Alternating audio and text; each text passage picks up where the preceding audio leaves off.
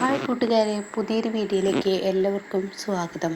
അങ്ങനെ ഇനി മഞ്ചാണ്ടിയോട് ഭാനുമ്മ പറയാണ്, നീ നിൻ്റെ അച്ഛനോട് ഇങ്ങനെയൊക്കെ സംസാരിച്ച് തീരെ ശരിയല്ല എന്ന് പറയാണ്. അപ്പോഴത്തെ ദേഷ്യത്തിനൊക്കെ അങ്ങനെ പറയാൻ തോന്നി.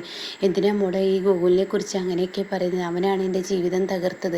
അങ്ങനെ നിനക്ക് തോന്നുന്നുണ്ടോ? അവൻ എൻ്റെ ജീവിതം തകർത്തത് എങ്ങനെയാണ്? ജീവരാജല്ലേ നിൻ്റെ ജീവിതം തകർത്തത്? അല്ല, അവനാണ് ഇതിലൊക്കെ കളിച്ചിട്ടുള്ളത് എന്നൊരു തോന്നൽ എന്നിലുണ്ട്. അവനാണല്ലോ ജീവരാജനെ എവിടെ നിന്നും കടത്തിയത്. അതൊക്കെ കേട്ടോടെ തന്നെ മോളെ, സത്യം എന്തെന്നറിയാതെ ഒരാളെയും കുറ്റപ്പെടുത്തുന്നത് ശരിയല്ല. മാഷിൻ്റെ മനസ്സ് വല്ലാതെ നോവിച്ചിരിക്കുന്നു. മാഷ് ഇന്നും ഇന്നലെയും സച്ചിയുമായിട്ടുള്ള ബന്ധമല്ലാതെ നീ മനസ്സിലാക്കണം. ഇങ്ങനെയൊന്നും ഒരു മക്കളും അച്ഛനോട് സംസാരിക്കാൻ പാടില്ല. അത് വളരെ തെറ്റായ ഒരു എന്താണെന്ന് പറയുമ്പോൾ, അച്ഛൻ എവിടെ? അച്ഛനോട് ഞാൻ സംസാരിച്ചോളാം. അച്ഛൻ ആ സമയം തന്നെ ഇവിടെ നിന്ന് ഇറങ്ങിപ്പോയി, എങ്ങോട്ടെന്ന് അറിയില്ല എന്നിങ്ങനെ പറയുന്നുണ്ട് കേട്ടോ. പിന്നീട് കാണിക്കുന്നത് ഈ ഇന്ദ്രൻ്റെ വീട്ടിലോട്ട് കയറി ചെല്ലുന്ന അനുപമയാണ്. അങ്ങനെ ഇന്ദ്രൻ അവിടെ ഉണ്ടാവുമെന്ന പ്രതീക്ഷയോടുകൂടിയാണ് അനുപമ അങ്ങോട്ടേക്ക് കയറി വരുന്നത്. എന്നാൽ അനുപമയെ കണ്ട് സുശീലാകെ ഞെട്ടിപ്പോവാണ്. സുശീലയാണെങ്കിലോ ഭക്ഷണം കഴിക്കാൻ പറ്റുന്നില്ല.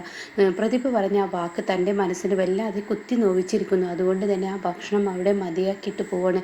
ഇതേ സമയം സോന പറയുന്നുണ്ട്, അമ്മ ആ ഭക്ഷണം ഫുള്ള് കഴിക്കുക, എനിക്ക് വേണ്ട, വയറ് നിറഞ്ഞു എന്ന് പറയണേ. ഇതൊക്കെ അവനവൻ ചെയ്ത പ്രവൃത്തി കൊണ്ടാണ്. ഇവിടെ മറ്റുള്ളവരുടെ മനസ്സിൽ ഇങ്ങനെയൊക്കെ കാട്ടിക്കൂട്ടി വെറുതെ പ്രശ്നങ്ങൾ ഉണ്ടാക്കാൻ നിൽക്കണ്ട. അമ്മയുടെ നിലയും നിരക്കും വിലക്കും അനുസരിച്ച് നിന്നാൽ മതി. അമ്മ ചെയ്ത തെറ്റിൻ്റെ ഫലമാണ് അമ്മയ്ക്ക് കിട്ടുന്നത്. എനിക്കറിയാം. അതുകൊണ്ട് തന്നെ എനിക്കൊന്നും പറയാനില്ല.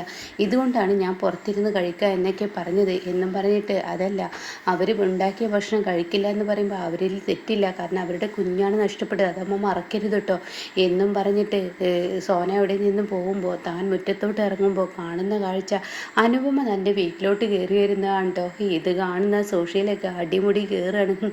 ഈ എരണം കെട്ടവൾ വന്നിരിക്കുന്നു. ഈ എരണം കെട്ടവൾ കാരണമാണ് എൻ്റെ വീട്ടിൽ എനിക്കിപ്പോൾ ഒരു വിലയും നിലയും കിട്ടാത്തത്. ഈ എരണം കെട്ടവൾ ഒറ്റൊരുത്തിയാണ് എന്നുള്ള ആ ദേഷ്യ അഹങ്കാര ഭാവത്തിൽ അങ്ങോട്ടേക്ക് അനുപമയുടെ അടുത്തോട്ട് ഓടിച്ചില്ല കേട്ടോ. ഗേറ്റ് കടന്ന് വരുന്നേ ഉള്ളൂ. അപ്പോഴേക്കും ഗേറ്റിനടുത്തോട്ട് ഓടിച്ചെല്ലാണ് സുശീല. എന്നിട്ട് പറയണം, ആഹാ, നീ ഇങ്ങോട്ടേക്ക് വന്നോ? ഇന്നലെ എൻ്റെ മകൻ ഇങ്ങോട്ടേക്ക് വന്നിരുന്നു. അവൻ ഇങ്ങോട്ടേക്ക് വന്നപ്പോൾ ഞാൻ വിചാരിച്ചത് നീ ഇനി വരത്തില്ലെന്നാ. അവനെനിക്ക് ഭക്ഷണവും കാര്യങ്ങളൊക്കെ എല്ലാം അവൻ തന്നെ ഊട്ടിത്തന്നു എന്നൊക്കെ ഇങ്ങനെ പറയുമ്പോൾ, ഈ അനുപമ, ഇന്ദ്രൻ എവിടെയുണ്ടോ അവിടെ ഈ അനുപമ ഉണ്ടാവും. അത് നിങ്ങൾക്കറിയില്ലേ? ജയിലിലോട്ട് പോകും വഴി നിങ്ങൾ എന്നോടൊരു കാര്യം പറഞ്ഞിരുന്നു, നിങ്ങളോട് പ്രതികാരം ചെയ്യുമെന്ന്. എന്നാൽ ആയിക്കോളൂ, അതിലേക്ക് സമയമാട്ടെ. കുറച്ച് എണ്ണയും കുഴമ്പൊക്കെ ദേഹമാസകലം ഇട്ടതിന് ശേഷം, ഒരു കരുത്തൊക്കെ നൽകിയതിന് ശേഷമാവാം നമുക്ക് ഏറ്റുമുട്ടൽ എന്നും പറഞ്ഞു പോകുമ്പോൾ സുശീലൊന്ന് നടുങ്ങിയിട്ടോ. അങ്ങനെ പഴയ അനുപമയല്ല ഇനി തനിക്ക് കാണാൻ കിട്ടുന്നത്. തൻ്റെ മുന്നിൽ അവളൊരു ശത്രുവായി നിൽക്കുമ്പോൾ താൻ ഇനി എന്ത് ചെയ്യും എന്നിങ്ങനെ ചിന്തിക്കുന്നുണ്ട് കേട്ടോ. ഇതേ സമയം പ്രതിഭയും സോനയും അനുവടത്തി വന്നോ? ഇന്ദ്രട്ടൻ രാവിലെ പോയതാണ് എന്നിങ്ങനെ പറയുമ്പോൾ, ഞാൻ ഇങ്ങോട്ടല്ലാതെ സോനെ, ഞാൻ എവിടോട്ടാണ് പോവുക? ഇന്ദ്രട്ടൻ എവിടെ നിൽക്കുന്നു അവിടെ ഞാൻ നിൽക്കുന്നു. നിങ്ങൾ രണ്ടുപേരും ഇവിടെ വേണമെന്നാണ് ഞങ്ങളുടെ നിലപാട്. അതുകൊണ്ടാണ് ഞങ്ങൾ അമ്മയോട് ചില ചെയ്യാൻ പാടില്ലാത്ത കാര്യങ്ങളൊക്കെ ചെയ്തു എന്നിങ്ങനെ പ്രതിഭ പറയാണ്. അത് കേട്ട ഉടൻ തന്നെ, അമ്മയോടൊന്നും നിങ്ങൾ ചെയ്യാൻ നിൽക്കണ്ട. നിങ്ങൾക്ക് ശരിയെന്ന് തോന്നുന്നത് നിങ്ങൾ ചെയ്താൽ മതി. അല്ലാതെ ഞങ്ങൾക്ക് വേണ്ടി നിങ്ങൾ ഓരോന്ന് ചെയ്ത് ഓരോ തെറ്റുകൾ നിങ്ങളുടെ തലയിൽ ഏറ്റുവലിക്കണ്ട. നിങ്ങൾക്ക് എന്താണോ നിങ്ങളുടെ മനസാക്ഷിക്ക് തോന്നുന്നത് അത് ചെയ്താൽ മതി എന്ന് പറയാൻ കേട്ടോ. അപ്പോൾ ഈ സമയം സോനയും പ്രതിഭയും പരസ്പരം അങ്ങോട്ടും ഇങ്ങോട്ടും നോക്കുകയാണ്.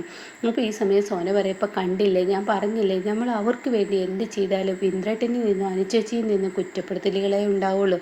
അതുകൊണ്ട് തന്നെ നമ്മുടെ നിലപാടിൽ അങ്ങ് ജീവിച്ചാൽ മതി. അത് കേട്ടോടെ തന്നെ പ്രതിഭ പറയുന്നത്, അത് ശരിയാണ്. എന്തായാലും ഞാൻ ഇനി കുറച്ച് കാര്യം മനസ്സിൽ വിചാരിച്ചിട്ടുണ്ട്.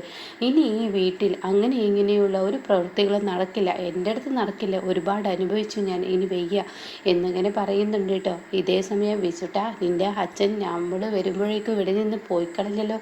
ഇനി എന്തായാലും നിൻ്റെ അച്ഛൻ ഇന്ന് ഇങ്ങോട്ടേക്ക് വരുമോ എന്ന് നമുക്കൊന്ന് നോക്കാം എന്നിങ്ങനെ പറയുന്നുണ്ട് കേട്ടോ. എന്നാൽ ഈ സമയം ഗോകുലിനെ കാണാൻ പോയിരിക്കുകയാണ് മാഷ്.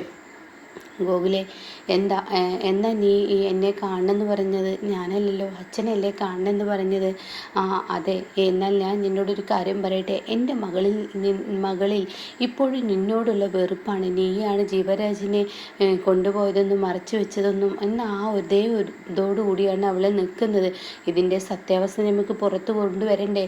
ആ ജീവരാജ് എന്ന് പറയുന്ന പയ്യനെ മനസ്സിൽ വെച്ച് നടക്കുകയാണ് എൻ്റെ മോള്. അപ്പോൾ അത് ഇല്ലാതാക്കണ്ടേ മാഷേ? അതുമാത്രമല്ല, മാഷിൻ്റെ എൻ്റെ മകള് വേറൊരുത്തനുമായി സ്കൂട്ടിയിൽ കറങ്ങുന്നത് കണ്ടു, എന്താ എന്നൊന്നും അറിയില്ല അതിൻ്റെ സത്യാവസ്ഥ, ചെറുതായി സൂചിപ്പിച്ചതേ ഉള്ളൂ എന്ന് പറയുമ്പോൾ മാഷിന് ഏറെയും ദേഷ്യം വാശിയാവാണ് കേട്ടോ.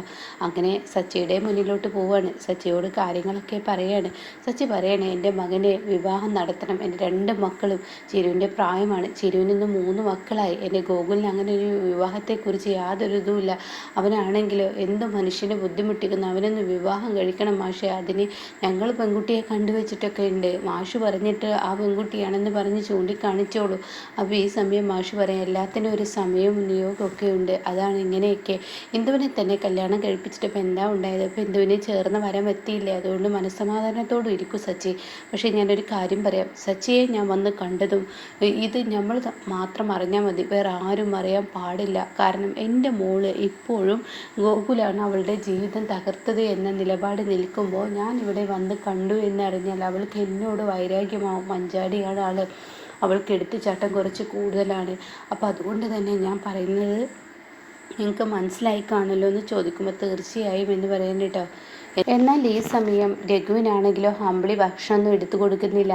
രഘുവിനുള്ള ഭക്ഷണം മേശപ്പുറത്ത് കൊടുന്നു വെക്കുന്നു. ദയോട് പറയണേ, ദയേ ഇവിടെ എല്ലാവർക്കുമുള്ള ഭക്ഷണം കൊടുന്നു വെച്ചിട്ടുണ്ട്, എടുത്ത് കഴിക്കാൻ വേണ്ടി പറ എന്ന് പറഞ്ഞിട്ട് അങ്ങോട്ടും ഇങ്ങോട്ടും എറിഞ്ഞു കൊടുക്കുന്നത് പോലെ ചെയ്യുമ്പോൾ രഘുവിന് വല്ലാത്തൊരു മനസ്സിന് വിഷമം തോന്നണം കേട്ടോ. ഈ സമയം രഘു ചിരുവിൻ്റെ അരികിലോട്ട് പോവാണ്. ചിരു, ഞാൻ ഈ വീട്ടിലൊരു അഭയാർത്ഥിയെ പോലെ താമസിക്കുന്നു, അഭയാർത്ഥിയുടെ ആ സ്ഥാനം പോലെ എനിക്കില്ല, അമ്പിളി എന്നോട് പെരുമാറുന്ന ആ രീതിയാണ് രഘുവേട്ട, ഒന്ന് ക്ഷമിക്ക്.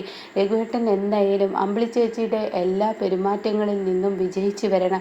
അമ്പിളി ചേച്ചിയുടെ മനസ്സിൽ രഘുവേട്ടനൊരു ഇടം പിടിക്കണം, അതാണ് ഇപ്പോഴത്തെ ആവശ്യം. രഘുവേട്ടൻ ചെയ്തത് തെറ്റ് തന്നെയാണ്, ആ തെറ്റിനെ അനുകൂലിക്കാൻ ഏതൊരു പെണ്ണിനും കഴിയില്ല. അതുകൊണ്ട് തന്നെ രഘുവേട്ടൻ ക്ഷമിച്ച് സഹിച്ചും അമ്പിളി ചേച്ചിയുടെ എല്ലാ പെരുമാറ്റവും നിന്ന് എൻ്റെ അമ്പിളിയാണ് എൻ്റെ ജീവിതത്തിൽ ഏറ്റവും വലുത് എന്ന് തോന്നുന്ന വിധത്തിലായിരിക്കണം എന്ന് പറയുന്നു കേട്ടോ.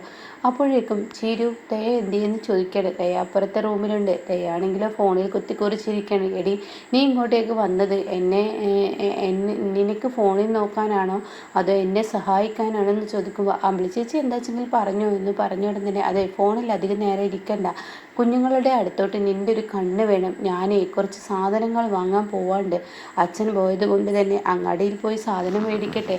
അപ്പോൾ അത്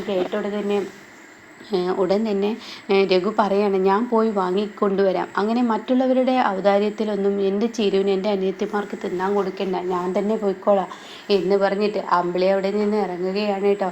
എന്നാൽ ഈ സമയം അമ്പിളിയുടെ ഈ പെരുമാറ്റം രഘുവിനെ വീണ്ടും തളർത്തിക്കൊണ്ടിരിക്കുകയാണ്. ഓരോ ദിവസവും അമ്പിളി തന്നിൽ നിന്ന് അകലുമ്പോൾ തനിക്ക് ആരോടും സംസാരിക്കാനും മനസ്സ് തുറക്കാനും ഇല്ലാതാവുമ്പോൾ തൻ്റെ മനസ്സ് ആവിയിലോട്ട് പോയിക്കൊണ്ടിരിക്കുകയാണ് കേട്ടോ. ഇതേ സമയം ഇപ്പുറത്താണെങ്കിലോ മഞ്ചാടിയുടെ മുന്നിലെത്തുമ്പോൾ ഇനി മഞ്ചാടി കുറ്റബോധം കൊണ്ട് തൻ്റെ അച്ഛനോട് സംസാരിച്ച് തെറ്റായിപ്പോയി എന്നുള്ള ആ ഒരു ഇതിലുള്ള ആ ഒരു സംസാരമാണ് കേട്ടോ ഇനി നമുക്ക് മുന്നിൽ കാണാനിരിക്കുന്നത്.